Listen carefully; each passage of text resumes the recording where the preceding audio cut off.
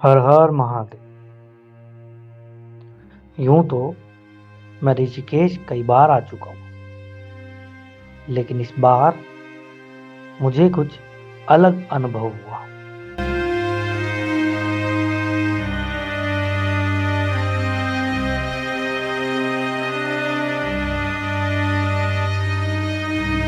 माँ गंगा के किनारे बैठकर मैं अपने विचारों में खो गया था।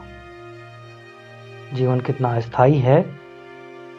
जिस संसार में हमारा कोई ठिकाना नहीं, वहां हम इतनी नफरत और क्रोध में क्यों जीते हैं।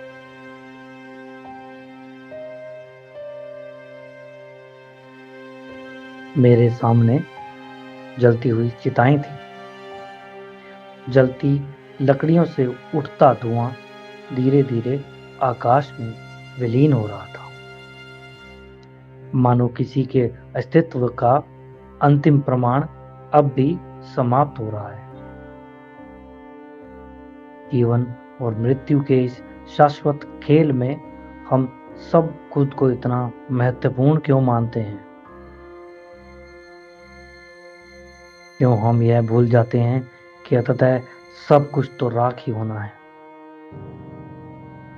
इन्हीं विचारों में खोया मैं कब शाम की गंगा आरती के समय घाट पर पहुंच गया, कुछ एहसास ही नहीं हुआ।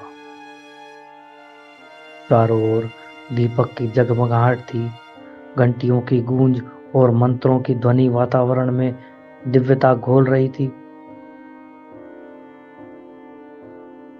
भक्तगण मंत्र मुक्त होकर इस अलौकिक दृश्य में लीन थे, मानो वे किसी और ही लोक में पहुंच गए।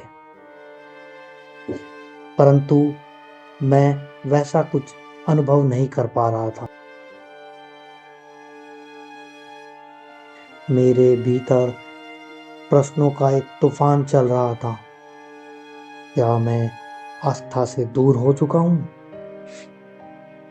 या फिर मेरे भीतर कोई रिक्तता है जिसे मैं अब तक भर नहीं पाया? तभी मेरी दृष्टि साथ में बैठे एक व्यक्ति पर गई। उनकी आंखें बंद थी, लेकिन चेहरे पर अपूर्व शांति थी। ऐसा प्रतीत हो रहा था मानो वे आंखों से नहीं, आत्मा से देख रहे हैं। मैंने भी भोलेनाथ को याद करने का प्रयास किया, पर मेरे भीतर उमड़े असंख्य प्रश्नों ने मुझे ऐसा करने नहीं दिया। उसी क्षण एक रूढ़ सत्य का आभास हुआ। अगर शिव को पाना है तो पहले स्वयं को जानना होगा।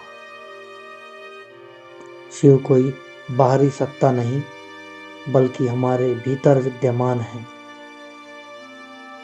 जब तक हम अपने अंतर मन के कोलाहल को शांत नहीं कर लेते, तब तक ईश्वर को अनुभव कर पाना असंभव है। शायद यही जीवन का सत्य है। माँ गंगा की तरह यह कभी स्थिर नहीं रहता। यह बहता है, बदलता है, परंतु अंततः सागर में समा जाता है। और हम भी इसी प्रवाह का एक अंश हैं।